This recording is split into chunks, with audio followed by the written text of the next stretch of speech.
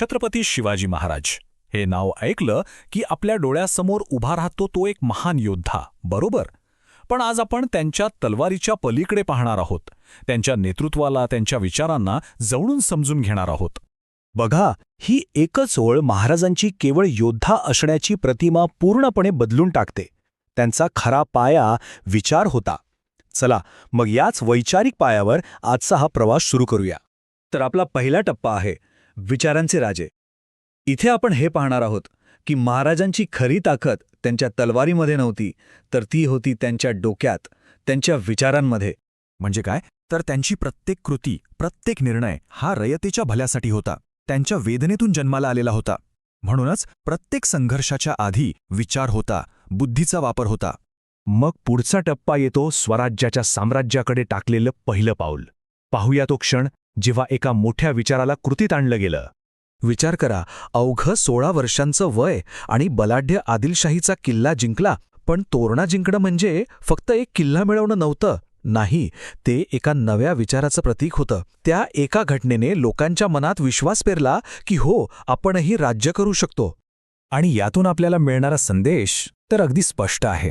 मोठी स्वप्न पाहण्यासाठी वयाची नाही, तर धैर्याची गरज असते. आपला तिसरा टप्पा आहे बुद्धीचा विजय.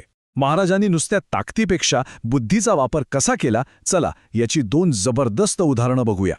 हा प्रश्न प्रत्येकाने स्वतःला विचारायला हवा, नाही का?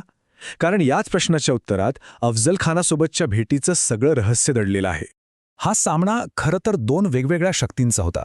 एका बाजूला होता अफजल खानाचं अफाट सैन्यबळ आणि त्याचा अहंकार, आणि दुसऱ्या बाजूला होते महाराज, त्यांची बुद्धी आणि त्यांची अचूक रणनीती. अफजल खान प्रकरणातून आपल्याला काय शिकायला मिळतं? एक साधी पण खूप महत्त्वाची गोष्ट, तुमची बुद्धी हेच तुमचं अंतिम शस्त्र आहे. आणि हीच हुशारी फक्त रणांगणातच नाही, तर आर्थिक आघाडीवरही दिसली. सुरतेवरचा हल्ला म्हणजे काही साधी लुटालूट नव्हती. तो अन्यायाच्या खजिन्यावर केलेला एक नेमका प्रहार होता. आणि यातही सामान्य माणसाला धक्का लागला नाही पाहिजे, हे न्यायाचं तत्त्व जपलं गेलं होतं. आता वळू या चौथ्या टप्प्याकडे. एका स्वप्नाची किंमत. स्वराज्याचं स्वप्न खूप मोठं होतं, पण त्यासाठी तितकीच मोठी किंमतही मोजावी लागली. पाहूया महाराजांनी आपल्या लोकांमध्ये ती अफाट निष्ठा कशी निर्माण केली. पावनखिंडीची लढाई आणि बाजीप्रभू देशपांडे यांचं बलिदान. या वाक्यापेक्षा अधिक समर्पक शब्दात त्यांचं वर्णन करणं शक्यच नाही.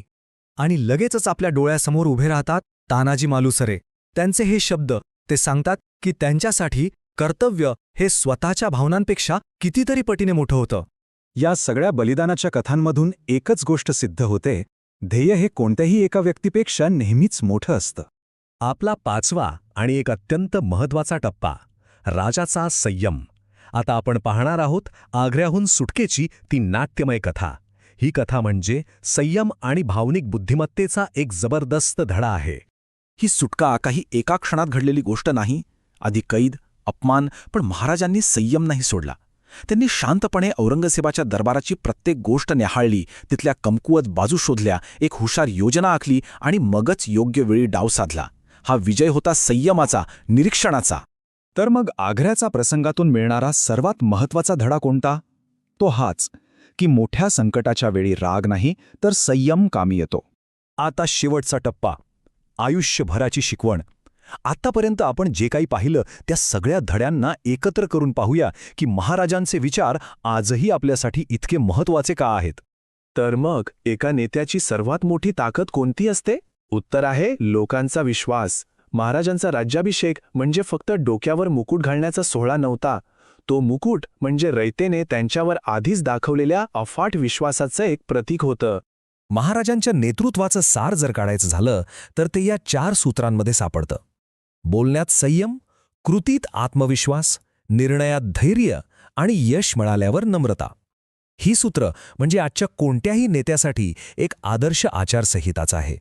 आणि म्हणूनच हे विचार कालातीत आहेत. ते फक्त इतिहासाच्या पुस्तकांपुरते मर्यादित नाहीत. ते भूतकाळाला वर्तमानाशी आणि भविष्याशी जोडतात.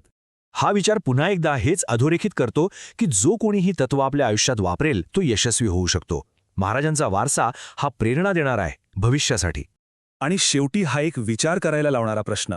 इतिहासात तर अनेक नायक होऊन गेले, पण त्यांच्या विचारांना पुढे कोण नेणार? हा वारसा चालवण्याची जबाबदारी कोणाची?